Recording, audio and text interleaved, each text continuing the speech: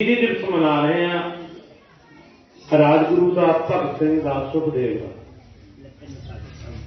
मैं राजगुरु का नाम सब तो पहले इस करके लिया कि जो फांसी का टाइम आया सी तो इन्होंने तिना के पूछा गया सी कि सब तो पहला किहड़े ने फंदा पकाउणा, तो राजगुरु ने कहा सब तो पहला मेरे पैना चाहिए, और उसे नहीं पवाया क्योंकि भगत सिंह दोनों के दरम्यान सी। एक पासे उहदे राजगुरु से, एक पासे उहदे सुखदेव से। और भगत सिंह ने जेल के विच अपनी डायरी के विच एक गल लिखी है कि दुनिया के विच कोई भी आदमी इन्ना अमीर नहीं होना चाहिए कि वह दुनिया को खरीद ले, और दुनिया के विच कोई भी आदमी इन्ना गरीब नहीं होना चाहिए कि वह अपना आप बेचना पै। पर यह गल भगत सिंह ने अपनी जेल डायरी के विच लिखी है। पर अज स्थिति यह है कि कुछ लोग ने जो इन्ने ज्यादा अमीर ने कि वो दुनिया को खरीद सकते हैं। 2017 की रिपोर्ट है जिसे 8 बंदे ने जोड़े उन्होंने को इन्नी प्रॉपर्टी आ गई, इन्ना धन दौलत आ गया, वो अगे दुनिया खरीद सकते हैं। जाने 350 करोड़ लोगों नालों ज्यादा उन्होंने कोल खरीदने की समर्था होगी। क्यों हो गया है कुछ? मैं मेरे जो दोस्त ने कुर्सियां वाले बैठे ने, हस जी तुम तो पागी थोड़ी जी इन करने वाले मूँह जा वधिया हो जाएगा, मेरे मित्र ने नाले मैनू इन्हों का मूँह दिखता रहूगा। हाँ बस ठीक है, मैनू ऐ भी है इन्हों पिछे तो धुप भी लग रही है। तो मैं कह रहा थी स्थिति क्यों आ गई? वो इस करके आ गई कि बहुतिया नूं ये लगदा कि 15 अगस्त 1947 नूं देश नूं आजादी मिल गई, असीं आजाद हो गए। पर कोई कोई ये गिला करता भी यार वो आजादी दे विच गोरे अंग्रेजां दी थां काले आ गए। पर मैनूं ये लगदा भी जे असीं इतिहास दे पन्निਆਂ नूं देखीए तां 15 अगस्त 1947 ਨੂੰ ਸਾਨੂੰ कोई आजादी नहीं मिली। बहुत सारे लोग कहते हैं कि असं अंग्रेज भजाते, ये करता वो करता। इतिहास सानू एक गल ये दसदा कि 20 फरवरी 1947 ਨੂੰ अंग्रेजों की जी पार्लीमेंट थी, जिन्होंने हाउस ऑफ कॉमन्स कहते हैं, आप सौखे शब्दों के ही रखते हैं। अंग्रेजों की जी पार्लीमेंट सी ਉਹਦੇ ਚ एक कानून पास किया गया, जिवें साडे 3 कानून आए ने ना पार्लीमेंट दे विच पास हो गए, एवें जिकर अंग्रेजों ने अपनी पार्लीमेंट दे विच एक कानून पास किया सी 20 फरवरी 1947 ਨੂੰ। वो कानून की सी? इंडियन इंडिपेंडेंस एक्ट, भारत ਨੂੰ आजाद करने वाला कानून। पर किसे पास हुंदा है? अंग्रेजों की पार्लीमेंट के जी कहते थे इसनों भजाया, उन्होंने जे करता, वो छड्डण लई मजबूर करता, बिल्कुल नहीं होया ऐसा कुछ। उन्होंने अपनी पार्लीमेंट के विच कानून पास करके कहा कि हुण असीं जिहड़ा भारत आ उहनूं असीं उत्थों दे लोकां दे हवाले करना चाहुंदे हां। उत्थों दी पार्टी पहला उन्होंने हवाले करन तो पहला पार्टी बनाई, अंग्रेज अफसर सी, उसदा नाम सी ए ह्यूम। ਇਹ ਹਿਊਮ ਦੀ ਡਿਊਟੀ ਲੱਗੀ कि भारत के ਜਿਹੜੇ पढ़े लिखे लोग ने उन्होंने एक पार्टी बनाओ, और उन्होंने कांग्रेस पार्टी का गठन किया। और कांग्रेस पार्टी का जो गठन होया वो हिंदुस्तान च नहीं होया, होर कित्थे होया? ये भी बाहर होया। जिन्ने साडे मुल्क के चंगे घरां दे लड़के सी जिहड़े उस समय बाहर पढ़ रहे थे, उन्होंने सारिਆਂ ये ह्यूम ने इकट्ठे करके पार्टी बनाई, कांग्रेस पार्टी। चाहे वह नेहरू सी, चाहे वह गांधी सी, चाहे वह पटेल सी, चाहे वह अंबेडकर सी, ये सारे बाहर पढ़ते सी। उरे हिंदुस्तान च इन्हां च कोई नहीं सी पढ़ता। इतिहास में तुसीं बात के देख सकते हो। ये गल उन्होंने पार्टी बना के फिर इन्हों ने कहा कि हुण सानू जिहड़ा बिल्कुल गुलामी वाला सिस्टम आ, ये हुण चंगा नहीं लगता, ये ज्यादा चिर चल नहीं सकता। इस करके एक ऐसा सिस्टम बनाओ ਜਿਹਦੇ ਨਾਲ ਇਹ ਰਹਿਣ ਤਾਂ ਸਾਡੇ ਗੁਲਾਮ ਹੀ, ਪਰ ਇਹਨਾਂ ਨੂੰ ਦਿਖੇ ਨਾ ਕਿਸੇ ਨੂੰ ਵੀ ਇਹਨਾਂ ਤੇ ਸਾਡੀ ਗੁਲਾਮੀ ਚੱਲ ਰਹੀ ਹੈ। 18 ਜੁਲਾਈ 1947 ਨੂੰ ਉਹਦੇ ਤੇ ਮਹਾਰਾਣੀ ਨੇ ਮੋਹਰ ਲਾਈ, ਕਿਉਂਕਿ ਜਿਹੜਾ ਅੰਗਰੇਜ਼ਾਂ ਦਾ ਸਿਸਟਮ ਆ ਉਹਦੇ ਚ ਜਿਹੜੀ ਮਹਾਰਾਣੀ ਆ ਐਲਿਜ਼ਬੈਥ, ਉਹ ਆ ਜਿਹੜੀ ਉਹ ਰਾਸ਼ਟਰਪਤੀ ਦੀ ਤਰ੍ਹਾਂ, ਜਿਵੇਂ ਸਾਡੇ ਰਾਸ਼ਟਰਪਤੀ ਆ, ਜਦੋਂ ਕੋਈ ਵੀ ਕਾਨੂੰਨ ਪਾਰਲੀਮੈਂਟ ਦੇ ਵਿੱਚ ਪਾਸ ਹੋ ਜਾਂਦਾ ਤਾਂ ਉਹ ਰਾਸ਼ਟਰਪਤੀ ਦੀ ਮੋਹਰ ਲਈ ਭੇਜਿਆ ਜਾਂਦਾ, ਔਰ ਉਹਦੇ ਤੇ ਜਿਹੜੀ ਮੋਹਰ ਲੱਗੀ ਮਹਾਰਾਣੀ ਦੀ ਕਿੱਦੇ ਲੱਗੀ? 18 ਜੁਲਾਈ 1947 ਨੂੰ, ਔਰ 15 ਅਗਸਤ 1947 ਨੂੰ ਉਹਨਾਂ ਨੇ ਸਾਨੂੰ ਕਹਿਤਾ ਕਿ ਤੁਸੀਂ ਆਪਣਾ ਸਿਸਟਮ ਬਣਾ ਲਓ, ਹੁਣ ਤੁਹਾਡਾ ਦੇਸ਼ ਤੁਹਾਡੇ ਹਵਾਲੇ। ਔਰ ਉਹਦੀ ਇੱਕ ਮਿਸਾਲ ਮੈਂ ਤੁਹਾਨੂੰ ਹੋਰ ਦੇਣੀ ਚਾਹੁੰਦਾ ਕਿ ਜੇ ਅਸੀਂ ਉਹਨਾਂ ਨੂੰ ਕੁੱਟ ਕੇ ਭਜਾਇਆ ਹੁੰਦਾ, ਜਿਵੇਂ ਬਹੁਤ ਸਾਰੇ ਲੋਕ ਕਹਿੰਦੇ ਨੇ ਕਿ ਅਸੀਂ ਆਜ਼ਾਦ ਹੋ ਗਏ ਜੀ, ਅੰਗਰੇਜ਼ਾਂ ਨੂੰ ਅਸੀਂ ਕੁੱਟ ਕੇ ਭਜਾਤਾ, ਤਾਂ 21 ਜੂਨ 1948 ਤੱਕ ਜਿਹੜਾ ਸਾਡਾ ਗਵਰਨਰ ਜਨਰਲ ਰਿਹਾ ਉਹ ਕੌਣ ਰਿਹਾ? ਸਾਡਾ ਗਵਰਨਰ ਜਨਰਲ ਰਿਹਾ ਕੌਣ? ਜਿਹੜਾ ਮਤਲਬ ਇਹ ਆਪਣਾ ਵਾਇਸਰਾਏ ਵੀ ਰਿਹਾ ਔਰ ਗਵਰਨਰ ਜਨਰਲ ਵੀ ਰਿਹਾ, ਉਹ ਰਿਹਾ ਮਾਊਂਟ ਬੈਟਨ, ਅੰਗਰੇਜ਼ ਅਫਸਰ। ਕਦੋਂ ਤੱਕ ਰਿਹਾ ਇਹ? 21 ਜੂਨ 1948 ਤੱਕ। ਫਿਰ ਪਹਿਲਾਂ ਜੇ ਅਸੀਂ 15 ਅਗਸਤ 1947 ਨੂੰ ਆਜ਼ਾਦ ਹੋ ਗਏ ਤਾਂ ਫਿਰ ਸਾਡਾ ਗਵਰਨਰ ਜਨਰਲ ਜਿਹਦੇ ਅੰਦਰ ਸਾਰੀਆਂ ਫੌਜਾਂ ਸੀਗੀਆਂ, ਉਹ ਫਿਰ ਅੰਗਰੇਜ਼ ਅਫਸਰ ਕਿਉਂ ਰਿਹਾ? ਕਿਉਂਕਿ ਉਹ ਸਾਰਾ ਪ੍ਰਬੰਧ ਬਣਾ ਕੇ ਦੇ ਕੇ ਜਾ ਰਹੇ ਸੀ ਕਿ ਇਹਨਾਂ ਨੂੰ ਪਹਿਲਾਂ ਟ੍ਰੇਨਿੰਗ ਦਿੱਤੀ, ਉਦੋਂ ਬਾਅਦ ਸਾਰਾ ਪ੍ਰਬੰਧ ਬਣਾਇਆ। 26 ਜੂਨ ਫਿਰ ਮਤਲਬ 21 ਜੂਨ ਤੋਂ ਬਾਅਦ ਜਿਹੜਾ ਮਾਊਂਟ ਬੈਟਨ ਸੀ ਉਹ ਚਲਾ ਗਿਆ, ਉਹਦੀ ਬਜਾਏ ਰਾਜਾ ਗੋਪਾਲ ਆਚਾਰੀਆ ਅੰਗਰੇਜ਼ਾਂ ਦੀ ਤਰਫੋਂ ਸਾਡਾ ਗਵਰਨਰ ਜਨਰਲ ਰਿਹਾ, ਔਰ 26 ਜਨਵਰੀ 1950 ਤੱਕ ਸਾਡਾ ਗਵਰਨਰ ਜਨਰਲ ਰਾਜਾ ਗੋਪਾਲ ਆਚਾਰੀਆ ਰਿਹਾ। ਵਾਇਸਰਾਏ ਕਿਸ ਨੂੰ ਕਹਿੰਦੇ ਸੀ? ਗਵਰਨਰ ਜਨਰਲ ਕਿਸ ਨੂੰ ਕਹਿੰਦੇ ਸੀ? ਵਾਇਸਰਾਏ ਉਸ ਨੂੰ ਕਹਿੰਦੇ ਸੀ ਜਿਹੜਾ ਮਹਾਰਾਣੀ ਦਾ ਪ੍ਰਤੀਨਿਧ ਹੁੰਦਾ। ਗਵਰਨਰ ਜਨਰਲ ਉਹ ਹੁੰਦਾ ਜਿਹਦੇ ਅੰਡਰ ਸਾਰੀਆਂ ਫੌਜਾਂ ਜਾਂ ਪੂਰਾ ਦੇਸ਼ ਆ ਜਿਹੜਾ ਉਹ ਕੰਮ ਕਰਦਾ। ਖਾਸ ਕਰਕੇ ਤਿੰਨਾਂ ਫੌਜਾਂ ਦਾ ਜਿਹੜਾ ਕਮਾਂਡਰ ਹੁੰਦਾ ਉਹ ਉਸ ਸਮੇਂ ਗਵਰਨਰ ਜਨਰਲ ਹੀ ਸੀ। ਜਿਹਦੇ ਕਰਕੇ ਇੱਕ ਗੱਲ ਤਾਂ ਮੈਂ ਤੁਹਾਡੇ ਸਾਹਮਣੇ ਇਹ ਕਲੀਅਰ ਕਰਨੀ ਚਾਹੁੰਦਾ ਕਿ ਆਜ਼ਾਦੀ ਯੁੱਧੀ ਕੁਛ ਨਹੀਂ ਸੀ ਹੈਗੀ, ਇਹ ਸਿਰਫ ਸਾਨੂੰ ਭਰਮਾਇਆ ਗਿਆ ਕਿ ਸਾਨੂੰ ਰਾਜ ਮਿਲ ਗਿਆ। ਸਾਨੂੰ ਕਈਆਂ ਨੂੰ ਇਹ ਲੱਗਣ ਲੱਗ ਗਿਆ ਵੀ ਗੋਰਿਆਂ ਦੀ ਥਾਂ ਕਾਲੇ ਆ ਗਏ। ਅਸਲ ਦੇ ਵਿੱਚ ਸਿਸਟਮ ਉਹਨਾਂ ਵਾਲਾ ਹੀ ਚੱਲਦਾ ਰਿਹਾ। ਹਾਂ, ਇੰਨਾ ਕੁ ਗੱਲ ਹੋ ਗਿਆ ਕਿ ਉਹ ਥੋੜੇ ਜਿਹੇ ਬੈਕਡੋਰ ਹੋ ਗਏ, ਪਰਦੇ ਦੇ ਪਿੱਛੇ ਹੋ ਗਏ, ਪਰਦੇ ਦੇ ਮੂਹਰੇ ਉਹਨਾਂ ਨੇ ਕੋਈ ਆਪਣੇ ਹੋਰ ਬੰਦੇ ਲੈ ਆਏ। ਇਹ ਸੀ 1947 ਦਾ ਇੱਕ ਪੱਖ। 1947 ਦਾ ਦੂਸਰਾ ਪੱਖ ਜਿਹੜਾ ਸਾਡੀ ਪਬਲਿਕ ਨੇ ਹੰਢਾਇਆ ਉਹ ਕੀ ਸੀ? ਜਿਹਨੂੰ ਸਾਡੇ ਪੁਰਾਣੇ ਬਜ਼ੁਰਗ ਹੱਲੇ ਗੁੱਲੇ ਦੇ ਨਾਂ ਨਾਲ ਜਾਣਦੇ ਨੇ।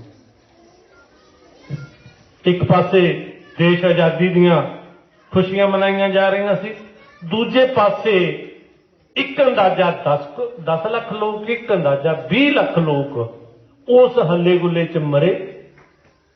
40 ਲੱਖ ਦੇ ਲਗਭਗ ਲੋਕ ਨੇ ਜਿਹੜੇ ਉਸ ਹੱਲੇ ਗੁੱਲੇ ਦੇ ਵਿੱਚ ਜ਼ਖਮੀ ਹੋਏ, ਔਰ 2 ਕਰੋੜ 50 ਲੱਖ ਜਾਂ ਜਿਹਨੂੰ 2.5 ਕਰੋੜ ਵੀ ਕਹਿ ਸਕਦੇ ਆਪਾਂ, 2.5 ਕਰੋੜ ਦੇ ਲਗਭਗ ਲੋਕ ਰਿਫਿਊਜੀ ਬਣ ਗਏ।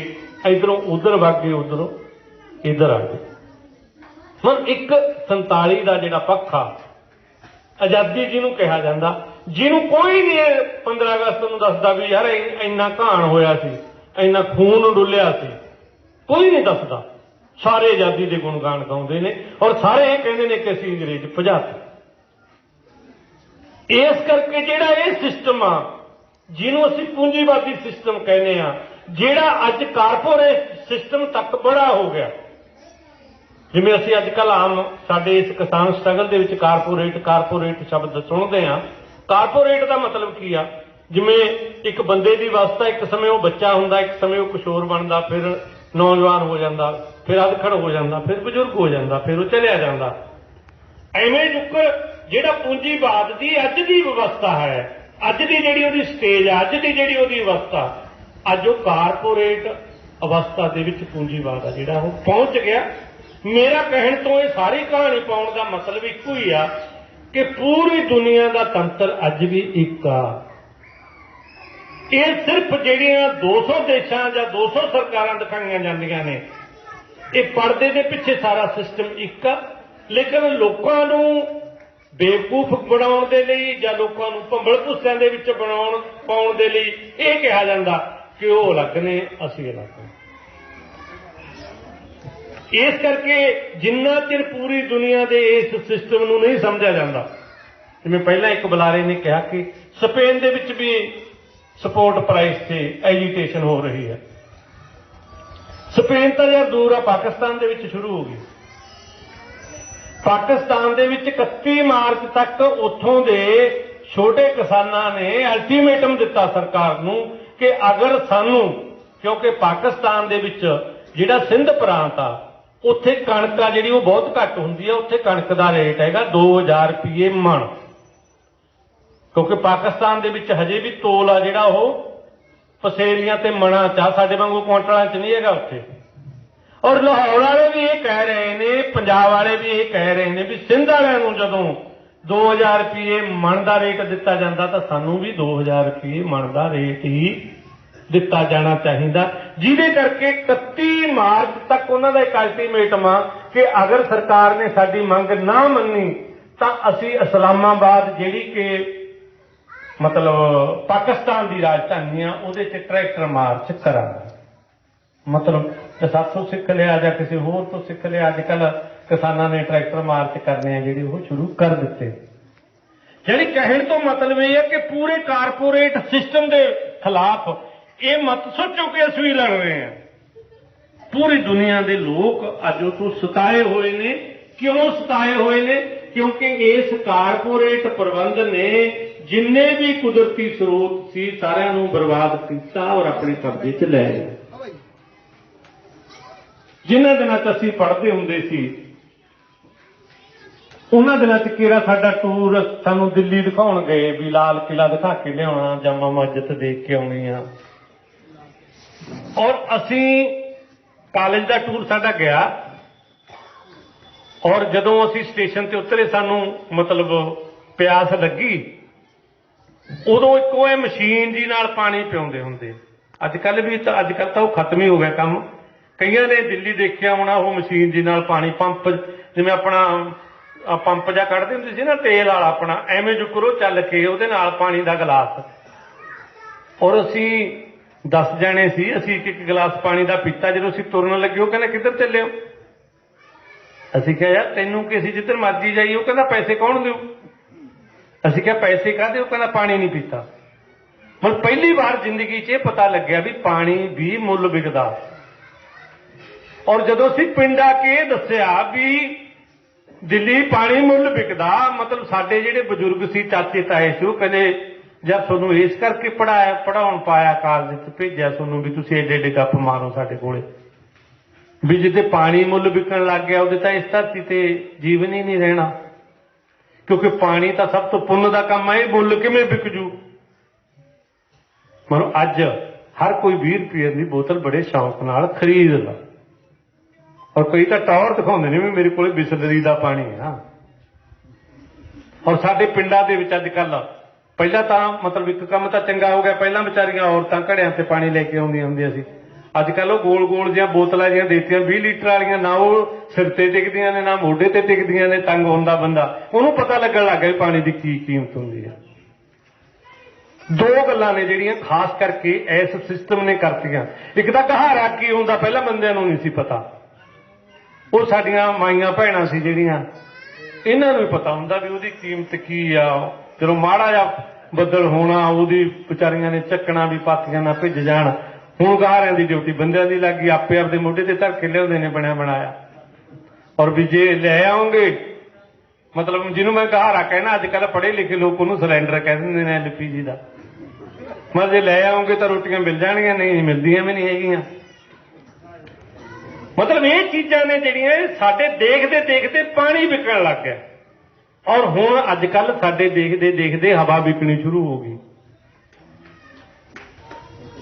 ਪਹਿਲਾਂ ਜਦੋਂ ਅਸੀਂ ਪੜ੍ਹਦੇ ਹੁੰਦੇ ਸੀਗੇ ਉਦੋਂ ਸਾਡੀ ਮਾਂ ਚੂਰੀ ਕੁੱਟ ਕੇ ਪਾ ਦਿੰਦੀ ਜਾਂ ਪਰੌਂਠੇ ਹੁੰਦੇ ਔਰ ਉਹਦੇ 'ਚ ਅੰਬ ਦਾ ਅਚਾਰ ਹੁੰਦਾ ਕੱਲਾ, ਔਰ ਦੁਪਹਿਰੇ ਮਤਲਬ ਖਾ ਜਾਂਦੇ, ਬਸ ਠੀਕ ਹੈ। ਹੁਣ ਅੱਜ ਕੱਲ ਜਿਹੜਾ ਸਿਸਟਮ ਚੱਲ ਪਿਆ ਕਿ ਬੱਚੇ ਨੂੰ ਉਹਦਾ ਲੰਚ ਬਾਕਸ ਵੀ ਪੂਰਾ ਤਿਆਰ ਕਰਕੇ ਦੇਣਾ, ਨਾਲ ਪਾਣੀ ਵੀ ਦੇਣਾ। ਸਾਡੇ ਵੇਲੇ ਪਾਣੀ ਨਹੀਂ ਸੀ ਚੱਲਦਾ ਹੁੰਦਾ, ਹੁਣ ਪਾਣੀ ਚੱਲ ਪਿਆ। ਔਰ ਹੁਣ ਆਉਣ ਵਾਲੇ ਦਿਨ ਇਹ ਜਿਹੇ ਹੋਣਗੇ ਵੀ ਨਾਲ ਆਕਸੀਜਨ ਦਾ ਸਿਲੰਡਰ ਵੀ ਦੇ ਦਿਆ ਕਰਨਗੀਆਂ, ਔਰ ਫਿਰ ਫੋਨ ਕਰਕੇ ਪੁੱਛਿਆ ਕਰਨਗੀਆਂ ਵੀ ਪੁੱਤ ਤੈਂ ਉਹ ਲੈ ਲਿਆ ਨਾ ਉਹਦੇ 'ਚ ਦੀ ਸਾਹ। ਔਰ ਜਿਹੜੇ ਸਾਡੇ ਆਉਣ ਵਾਲੇ ਦਿਨਾਂ 'ਚ ਸਕੂਲ ਹੋਣਗੇ ਉਹ ਆਪਣੀ ਮਸ਼ਹੂਰੀ ਇਹ ਕਰਿਆ ਕਰਨਗੇ ਵੀ ਸਾਡੇ ਸਕੂਲ ਦੇ ਵਿੱਚ ਆਕਸੀਜਨ ਦੇ ਬੂਥ ਨੇ, ਜਾਂ ਸਾਡੇ ਜਿਹੜੇ ਕਲਾਸਰੂਮ ਨੇ ਉਹ ਐਸੇ ਹੋਣਗੇ ਕਿ ਉਹਦੇ 'ਚ ਆਕਸੀਜਨ ਤੁਹਾਨੂੰ ਸਫੀਸ਼ੀਐਂਟ ਮਾਤਰਾ 'ਚ ਮਿਲੂਗੀ, ਬਣਾਉਗੀ, ਅਸਲੀ ਨਹੀਂ। ਮਤਲਬ ਜਦੋਂ ਇਸ ਸਾਰੇ ਸਿਸਟਮ ਨੇ ਸਾਥੋਂ ਪੀਣ ਵਾਲਾ ਪਾਣੀ ਖੋਹ ਲਿਆ, ਸਾਹ ਲੈਣ ਲਈ ਸ਼ੁੱਧ ਹਵਾ ਖੋਹ ਲਈ, ਔਰ ਥੋੜੇ ਦਿਨ ਹੋਏ ਇੱਕ ਰਿਪੋਰਟ ਆਈ ਹੈ ਕਿ ਦੁਨੀਆ ਦੇ 24 ਸਭ ਤੋਂ ਖਤਰਨਾਕ ਜਿਹੜੇ ਪੋਲੂਟਡ ਸ਼ਹਿਰ ਨੇ, ਪ੍ਰਦੂਸ਼ਿਤ ਸ਼ਹਿਰ ਨੇ, ਜਿੱਥੋਂ ਦੀ ਹਵਾ ਗੰਦੀ ਆ, ਦੁਨੀਆ ਦੇ ਕਿੰਨੇ 24, ਉਹਦੀ ਰਿਪੋਰਟ ਆਈ ਹੈ ਕਿ ਸਭ ਤੋਂ ਦੁਨੀਆ ਦੇ ਗੰਦੇ 24 ਸ਼ਹਿਰਾਂ ਦੇ ਵਿੱਚੋਂ 20 ਸ਼ਹਿਰ ਸੁੱਖ ਨਾਲ ਸਾਡੇ ਨੇ। ਅਸੀਂ ਉਹਦੇ 'ਚ 1 ਨੰਬਰ 'ਚ। ਐ ਨਾ ਸਮਝੋ ਵੀ ਮੋਦੀ ਪਿੱਛੇ ਲੈ ਗਿਆ। ਪ੍ਰਦੂਸ਼ਿਤ ਸ਼ਹਿਰਾਂ 'ਚ ਅਸੀਂ 1 ਨੰਬਰ 'ਚ, ਦੁਨੀਆ 'ਚ 20 ਨੇ ਇਕੱਲੇ ਸਾਡੇ ਕੋਲ 24 ਚੋਂ।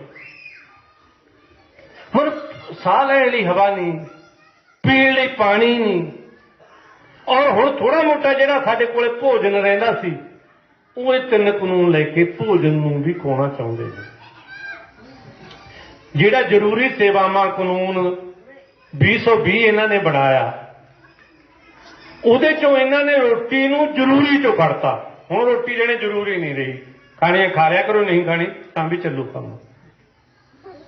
ਕਿਉਂਕਿ ਜ਼ਰੂਰੀ ਦਾ ਮਤਲਬ ਇਹ ਹੈ ਕਿ ਉਹਨਾਂ ਨੇ ਕਿਹੜੀਆਂ ਚੀਜ਼ਾਂ ਕੱਢੀਆਂ ਨੇ ਜਿਹਦੇ 'ਚ ਕਾਰਪੋਰੇਟ ਨੂੰ ਕਹਿਤਾ ਕਿ ਤੂੰ ਜਿੰਨਾ ਮਰਜ਼ੀ ਉਹਨੂੰ ਭੰਡਾਰ ਕਰ ਲਾ ਆਪਣੇ ਸਟੋਰਾਂ ਦੇ ਵਿੱਚ, ਔਰ ਅਡਾਨੀ ਆਪਣੇ ਸੀਲੋ ਗਰਾਊਂਡਾਂ ਦੇ ਵਿੱਚ, ਗਨਾਉਣਾ ਦੇ ਵਿੱਚ ਜਿੰਨਾ ਮਰਜ਼ੀ ਸਟੋਰ ਕਰ ਲੇ।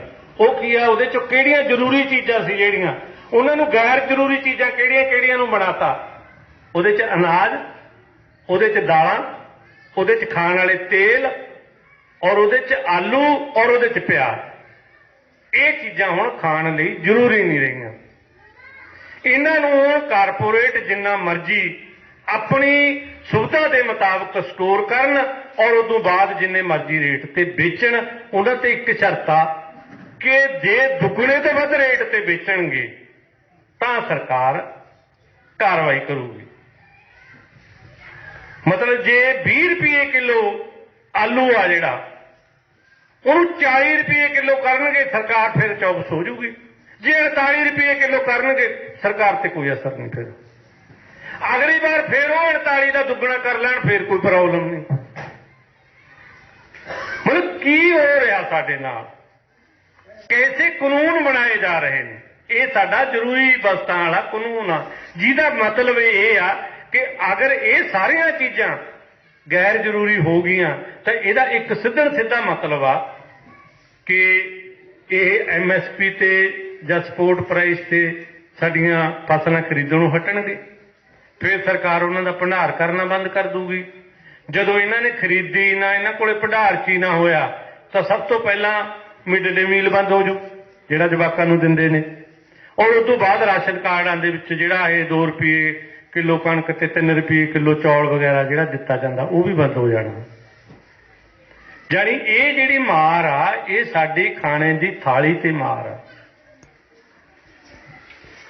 ਔਰ ਇਸੇ ਤਰ੍ਹਾਂ ਜਿਹੜਾ ਕਾਨੂੰਨ ਇਹ ਆ ਕਿ ਪਹਿਲਾ ਕਾਨੂੰਨ ਆ ਜਿਹੜਾ, ਜਿਹੜੇ ਨੂੰ ਕਹਿ ਰਹੇ ਨੇ 1 ਦੇਸ਼ 1 ਮੰਡੀ, ਜਿੱਥੇ ਮਰਜ਼ੀ ਵੇਚੋ। ਫਿਰ ਜਿੱਥੇ ਮਰਜ਼ੀ ਵੇਚੋ, ਜਦੋਂ ਫਿਰ ਯੂਪੀ ਦੇ ਵਿੱਚੋਂ ਚੌਲ ਉਰੇ ਵਿਕਣ ਆਉਂਦੇ ਸੀ, ਫਿਰ ਹੁਣ ਇਹ ਕਿਉਂ ਕਹਿ ਰਹੇ ਨੇ ਵੀ ਨਹੀਂ ਜੀ ਯੂਪੀ ਵਾਲੇ ਯੂਪੀ 'ਚ ਵੇਚਣ, ਪੰਜਾਬ 'ਚ ਯੂਪੀ ਵਾਲੇ ਚੌਲ ਨਾ ਵਿਕਣ। ਫਿਰ ਜਦੋਂ 1 ਦੇਸ਼ 1 ਮੰਡੀ ਆ, ਫਿਰ ਵਿਕਣ ਦੇ, ਫਿਰ ਇਹ ਰੋਕ ਕਿਉਂ ਲਾ ਰਹੇ ਨੇ। ਬਾਜਰੇ ਦੀ ਸਪੋਰਟ ਪ੍ਰਾਈਸ ਇਹਨਾਂ ਨੇ 2150 ਰੁਪਏ ਕੀਤੀ, ਔਰ ਰਾਜਸਥਾਨ ਦੇ ਵਿੱਚ ਬਾਜਰਾ 1300 ਰੁਪਏ ਕਿਲੋ ਵਿਕਦਾ ਸੀ। ਜਦੋਂ ਰਾਜਸਥਾਨ ਵਾਲੇ ਹਰਿਆਣੇ ਜਾ ਕੇ 2150 ਰੁਪਏ ਵੇਚਣ ਲੱਗੇ ਤਾਂ ਫਿਰ ਫਟਾਫਟ ਸਰਕਾਰ ਨੇ ਚੌਕਸ ਕਿਉਂ ਹੋਊਗੀ ਵੀ ਕਿ ਨਾ ਹਰਿਆਣੇ ਵਾਲਿਆਂ ਨੇ ਰਾਜਸਥਾਨ ਦਾ ਬਾਜਰਾ ਆਪਦੀ ਮੰਡੀ 'ਚ ਨਹੀਂ ਵੇਚਣ ਦੇਣਾ। ਫਿਰ ਜਦੋਂ ਇੱਕ ਦੇਸ਼ ਇੱਕ ਮੰਡੀ ਆ ਫਿਰ ਵੇਚਣ ਦਿਓ ਨਾ, ਫਿਰ ਰੋਕ ਕਾਹਦੀ ਆ?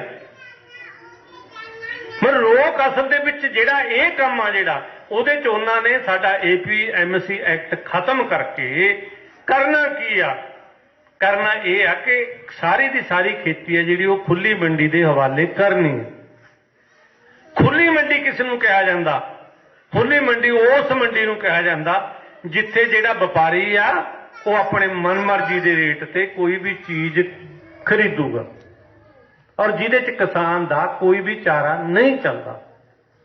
2150 ਰੁਪਏ ਬਾਜਰੇ ਦਾ ਰੇਟ ਔਰ ਰਾਜਸਥਾਨ ਦੇ ਲੋਕ 1300 ਰੁਪਏ ਮਤਲਬ ਕੁਆਂਟਲ ਦੇ ਹਿਸਾਬ ਨਾਲ ਵੇਚ ਰਹੇ ਨੇ। ਕਿਤੇ ਵੀ ਚੌਲਾਂ ਦਾ ਰੇਟ ਆ ਜਿਹੜਾ ਉਹ MSP ਤੋਂ ਵੱਧ ਨਹੀਂ ਪੂਰੇ ਇੰਡੀਆ ਦੇ ਵਿੱਚ। ਕਿਤੇ ਵੀ ਕਣਕ ਦਾ ਰੇਟ ਪੂਰੇ ਇੰਡੀਆ ਦੇ ਵਿੱਚ ਮਤਲਬ ਸਾਡੇ ਜਿਹੜੀ ਸਪੋਰਟ ਪ੍ਰਾਈਸ ਦਿੱਤੀ ਜਾਂਦੀ ਆ ਉਹ ਤੋਂ ਜ਼ਿਆਦਾ ਨਹੀਂ ਹੈਗਾ। ਇਹ ਸਾਰਾ ਜਿਹੜਾ ਇਹ ਜਿਹੜੇ ਕਾਨੂੰਨ ਆ ਰਹੇ ਨੇ, ਇਹ ਜਿਹੜੇ ਦੋਨੇ ਕਾਨੂੰਨ ਨੇ, ਇਹ ਕੀ ਕਰਨਾ ਚਾਹੁੰਦੇ ਨੇ? ਇਹ ਸਰਕਾਰ ਖਰੀਦ ਤੋਂ ਹੱਥ ਪਿੱਛੇ ਖਿੱਚਣਾ ਚਾਹੁੰਦੀ ਆ। ਸਰਕਾਰ ਸਾਨੂੰ ਵਪਾਰੀਆਂ ਦੇ ਹਵਾਲੇ ਕਰਨਾ ਚਾਹੁੰਦੀ ਆ।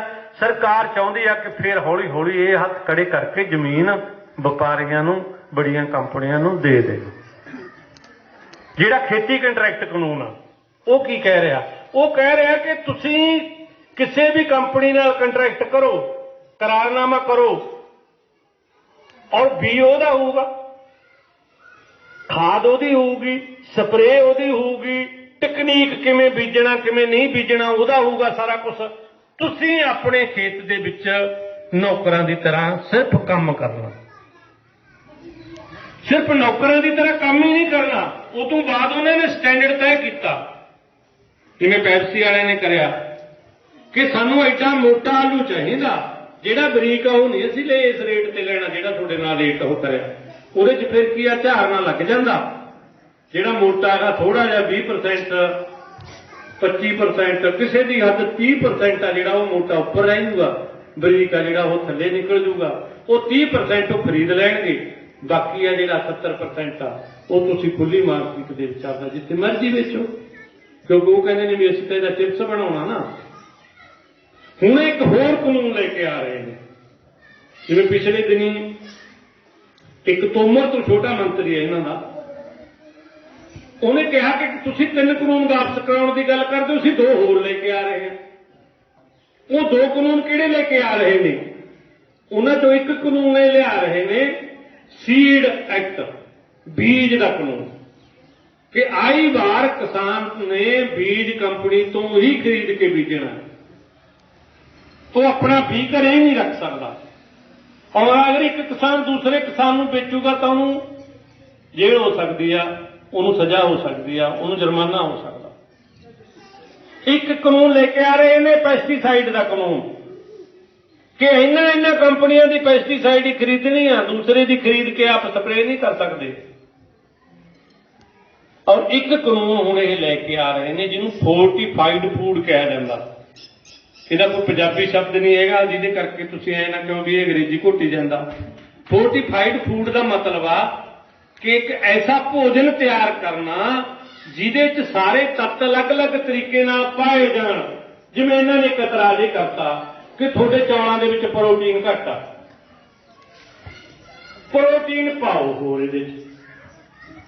ਫਿਰ ਹੁਣ ਕੀ ਆ ਕਿ ਜੇ ਪ੍ਰੋਟੀਨ ਪਊਗਾ, ਕੌਣ ਪਾਊਗਾ ਪ੍ਰੋਟੀਨ? ਕੰਪਨੀਆਂ ਕੀ ਕਰਨਗੀਆਂ, ਪਹਿਲਾਂ ਸਾਡੇ ਵਾਲੇ ਚੌਲਾਂ ਨੂੰ ਪੀਣਗੀਆਂ ਔਰ ਉਸ ਤੋਂ ਬਾਅਦ ਉਹਦੇ 'ਚ ਆਰਟੀਫੀਸ਼ੀਅਲ ਪ੍ਰੋਟੀਨ ਪਾਉਣਗੀਆਂ। ਫਿਰ ਉਸ ਤੋਂ ਬਾਅਦ ਦੁਬਾਰਾ ਮਸ਼ੀਨ ਦੇ ਵਿੱਚ ਚੌਲਾਂ ਦਾ ਸਾਈਜ਼ ਬਣਾ ਕੇ ਦੁਬਾਰੇ ਉਹ ਜਿਹੇ ਚੌਲ ਬਣਾ ਕੇ ਮਾਰਕੀਟ ਦੇ ਵਿੱਚ ਵੇਚਣਗੀਆਂ, ਜਿਹਦਾ ਮਤਲਬ ਆ ਕਿ ਸਾਡੀ ਕਣਕ, ਸਾਡਾ ਚੌਲ, ਸਾਡੀਆਂ ਦਾਲਾਂ ਸਿੱਧੇ ਰੂਪ ਦੇ ਵਿੱਚ ਇਹਨਾਂ ਨੇ ਹੁਣ ਮਾਰਕੀਟ 'ਚ ਵੀ ਨਹੀਂ ਵਿਕਣ ਦੇਣੀ। ਉਹਦੇ ਲਈ ਵੀ ਇੱਕ ਜਿਹੜਾ ਫੋਰਟੀਫਾਈਡ ਕਾਨੂੰਨ ਦਾ, ਜਿਹੜਾ ਫੋਰਟੀਫਾਈਡ ਭੋਜਨ ਦਾ ਜਿਹੜਾ ਕਾਨੂੰਨ ਆ ਉਹ ਲਿਆਂਦਾ ਗਿਆ।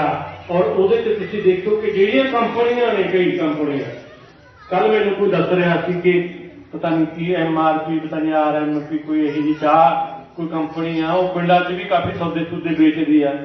ਔਰ ਉਹਨਾਂ ਦੀ ਚਾਹ ਉਹ ਕਹਿੰਦੇ ਵੀ ਉਹਦੇ 'ਚ ਅਲੱਗ-ਅਲੱਗ ਚੀਜ਼ਾਂ ਦੱਸੀਆਂ ਹੋਈਆਂ ਨੇ ਵੀ ਇਹਦੀ ਚਾਹ ਵੀ ਹੈ, ਇਹਦੀ ਚਾਹ ਵੀ ਹੈ, ਇਹਦੀ ਚਾਹ ਵੀ। ਕਿਉਂਕਿ ਇਹ ਕਹਿ ਰਹੇ ਨੇ ਕਿ ਕੈਲਸ਼ੀਅਮ ਘਟ ਰਿਹਾ ਲੋਕਾਂ 'ਚ, ਪ੍ਰੋਟੀਨ ਘਟ ਰਿਹਾ ਲੋਕਾਂ ਦੇ ਵਿੱਚ, ਉਹ ਲਹਿਦਾ ਪਾ ਕੇ ਦਿਓ।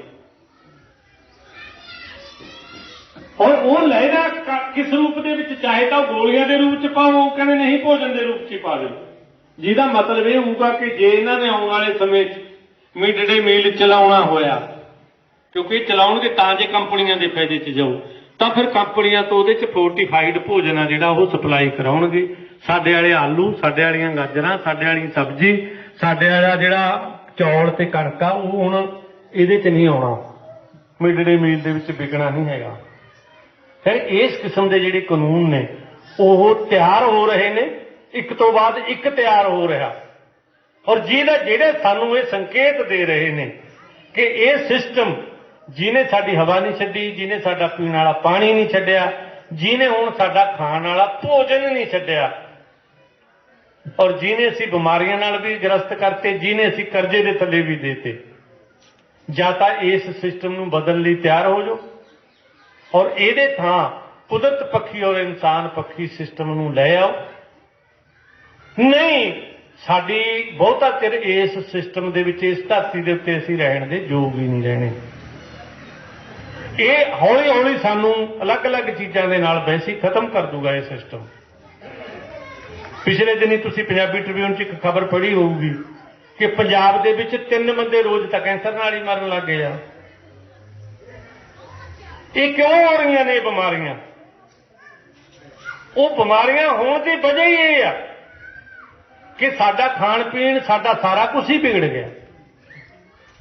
ਹੁਣ ਤਾਂ ਸਾਡੇ ਬੱਚੇ ਨੇ ਜਿਹੜੇ ਉਹ ਕਹਿੰਦੇ ਨੇ ਲੈ ਲਿਆ ਕੇ ਦੇ ਪਾਪਾ ਕੁਰਕਰੇ ਲਿਆ ਦੇ,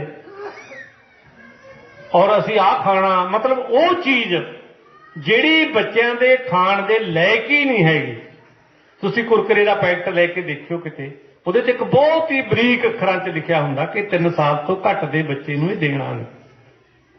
ਕਿਉਂ ਨਹੀਂ ਦੇਣਾ? ਕਿਉਂਕਿ ਉਹਦੇ 'ਚ ਮਿਰਚ ਮਸਾਲਾ ਇੰਨਾ ਜ਼ਿਆਦਾ ਆ ਕਿ 3 ਸਾਲ ਤੋਂ ਘੱਟ ਦਾ ਬੱਚਾ ਜੇ ਖਾਊਗਾ ਤਾਂ ਉਹਦੇ ਲਿਵਰ 'ਤੇ ਅਸਰ ਹੋਊਗਾ। ਜਿਵੇਂ ਫੀਡ ਵਾਲੀਆਂ ਕਈ ਫੈਕਟਰੀਆਂ ਲਿਖਦੀਆਂ ਨੇ ਨਾ ਵੀ ਆਹ ਫੀਡ ਆ ਜਿਹੜੀ ਇਹ ਕਟਰੂ ਨੂੰ ਨਹੀਂ ਦੇਣੀ, ਛੋਟੇ ਨੂੰ, ਕਿਉਂਕਿ ਉਹਦੇ 'ਚ ਯੂਰੀਆ ਜ਼ਿਆਦਾ ਆ। ਕਟਰੂ ਦਾ ਮੈਦਾ ਅਜੇ ਪੂਰਾ ਕੰਮ ਨਹੀਂ ਕਰਨ ਲੱਗਿਆ, ਇਸ ਕਰਕੇ ਉਹ ਖਰਾਬ ਹੋ ਜਾਊਗਾ। ਪਰ ਸਾਡੇ ਤਾਂ ਖਾਂਦੇ 3 ਸਾਲ ਤੋਂ ਛੋਟੇ ਵਾਲੇ ਨੇ। ਪਹਿਲਾਂ ਸਾਡੇ ਕੋਈ ਕਹਿੰਦੇ ਹੁੰਦੇ ਸੀ ਵੀ ਫਲਾਣੇ ਨੇ ਕੰਮ ਖਰਾਬ ਕਰਤਾ। ਜਦੋਂ ਅਸੀਂ ਪੜ੍ਹਦੇ ਹੁੰਦੇ, ਸਾਡਾ ਇੱਕ ਗਿਆਨੀ ਟੀਚਰ ਹੁੰਦੇ ਸੀ ਸਾਡੇ, ਹੁਣ ਤਾਂ ਵਿਚਾਰੇ ਉਹ ਇਸ ਦੁਨੀਆ 'ਚ ਨਹੀਂ ਰਹੇ, ਉਹ ਸਾਥੋਂ ਮੁਹਾਵਰੇ ਲਿਖਾਉਂਦੇ ਹੁੰਦੇ, ਬਣਾਓ ਏ ਬਾਕ ਇਹਦਾ ਕਿ ਸੇਵੀਆਂ 'ਚ ਨੂਣ ਪਾਉਣਾ। ਅਸੀਂ ਬਣਾਉਂਦੇ, ਸੇਵੀਆਂ 'ਚ ਨੂਣ ਪਾਉਣ ਦਾ ਮਤਲਬ ਆ ਕੰਮ ਖਰਾਬ ਕਰ ਦੇਣਾ, ਫਲਾਣੇ ਨੇ ਮੈਂ ਕਰਤਾ। ਹੁਣ ਤਾਂ ਸੇਵੀਆਂ ਨੂਣ ਵਾਲੀਆਂ ਬਣਨ ਲੱਗ ਗਈਆਂ ਜਿਹੜੀਆਂ, ਜਿਨ੍ਹਾਂ ਨੂੰ ਇਹ ਉਹ ਕਹਿੰਦੇ ਨੇਗੇ ਮੈਗੀ ਵਗੈਰਾ। ਉਹ ਜਿਹੜੀ ਮੈਗੀ ਆ ਉਹ ਤਾਂ ਨੂਣ ਵਾਲੀਆਂ ਸੇਵੀਆਂ ਨੇ, ਹੋਰ ਕੀ ਆ। ਅਸੀਂ ਸਾਊਥ ਦੇ ਵਿੱਚ ਬਾਗੇ, ਸਾਨੂੰ ਕੋ ਕਹਿੰਦੇ ਵੀ ਅੱਜ ਬ੍ਰੇਕਫਾਸਟ ਦੇ ਵਿੱਚ ਤੁਹਾਨੂੰ ਉਪਮਾ ਖਵਾਉਣਾ। ਸਾਡੇ ਸਾਥੀ ਸੀ ਮਗਰ ਸਿੰਘ ਕੂਲਰੀਆਂ, ਉਦੋਂ ਜਿਉਂਦੇ ਸੀਗੇ, ਉਹਨਾਂ ਨੇ ਜਦੋਂ ਸਾਨੂੰ ਉਪਮਾ ਖਵਾਇਆ, ਮੈਂ ਕਿਹਾ ਪ੍ਰਧਾਨ ਜੀ ਕੀ ਆ ਯਾਰ ਇਹ? ਕਹਿੰਦਾ ਕੁਛ ਨਹੀਂ ਹੈਗਾ, ਨੂਣ ਵਾਲਾ ਕੜਾਹ ਹੈਗਾ, ਹੋਰ ਕੁਛ ਨਹੀਂ। ਮਤਲਬ ਉਹਦੇ 'ਚ ਨਮਕ ਪੈਂਦਾ, ਹੋਰ ਕੁਛ ਨਹੀਂ, ਥੋੜੀਆਂ ਮੋਟੀਆਂ ਸਬਜ਼ੀਆਂ ਪਾ ਦਿੰਦੇ ਨੇ, ਹੈ ਉਹ ਸੂਜੀ ਦਾ ਕੜਾਹ ਹੀ ਹੈ।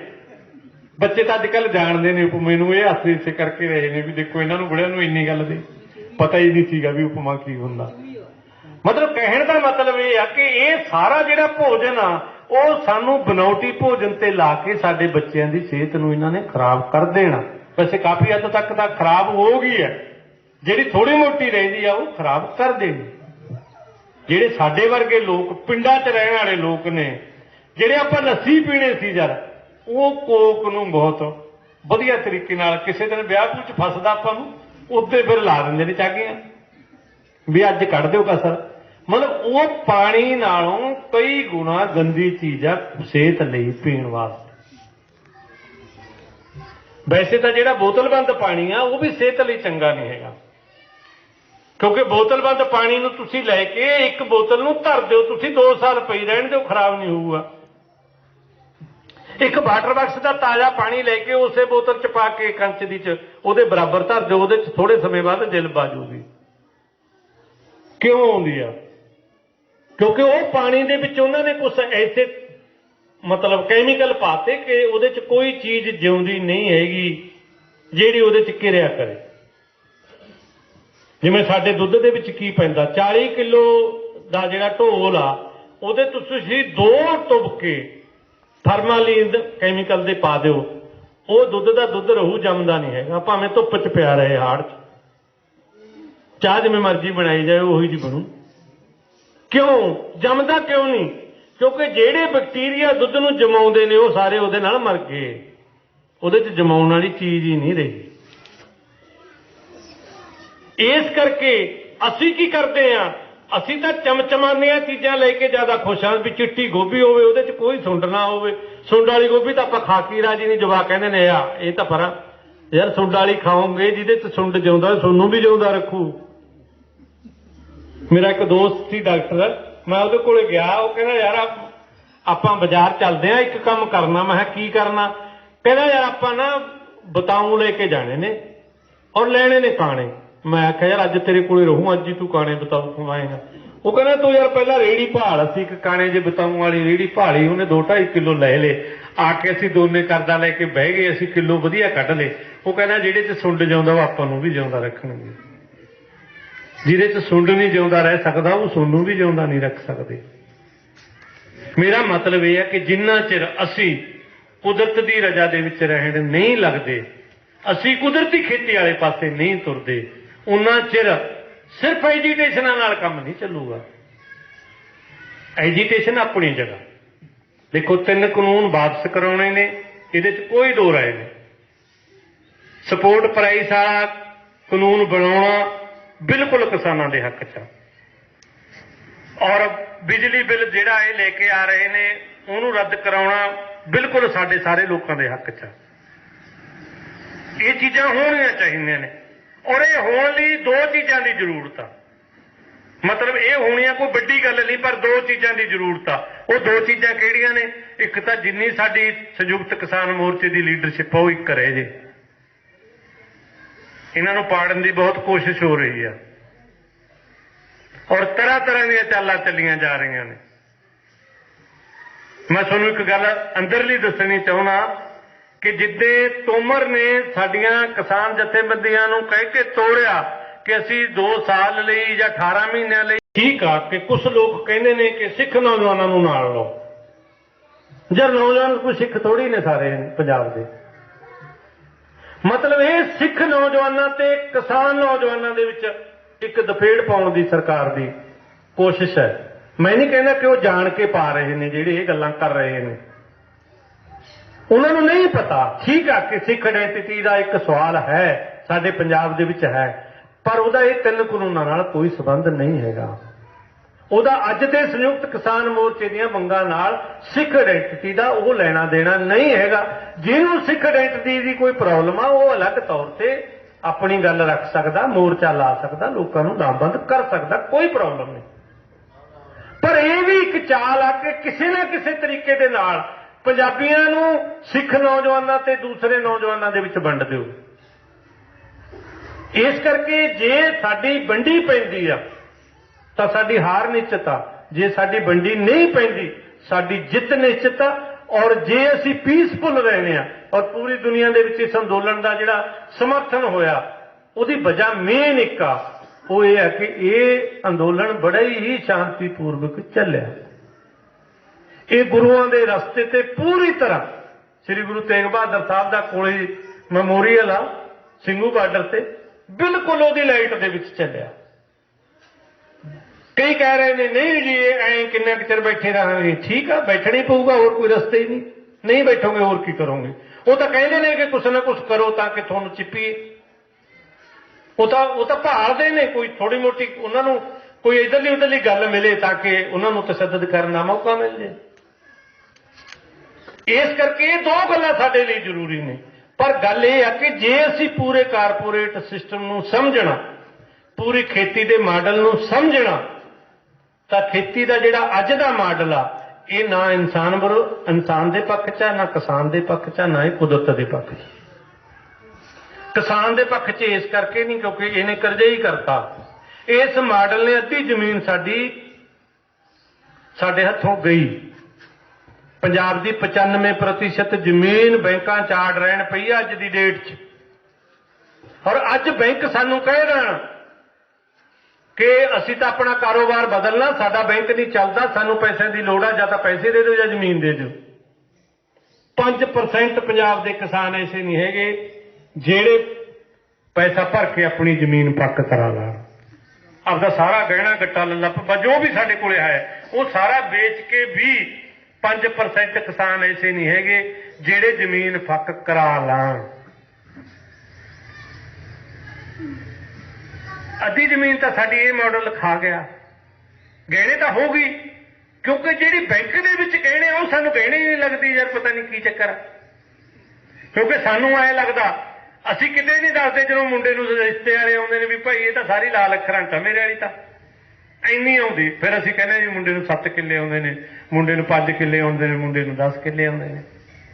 पर 5 7 10 ਜਿਹੜੇ ਆਉਂਦੇ ਨੇ ਉਹ ਸਹੀ ਅਰਥਾਂ 'ਚ ਹੈਗੇ ਨੇ ਜਾਂ ਨਹੀਂ ਹੈਗੇ। पोजीशन तो साडी ये होई पई है यार भी जमानती कराउण जोकरे नहीं रहे असीं। साडे बहुते किसान वो ने जिहड़े जमानत नहीं दे सकते क्योंकि वकील भालदा साफ नंबर।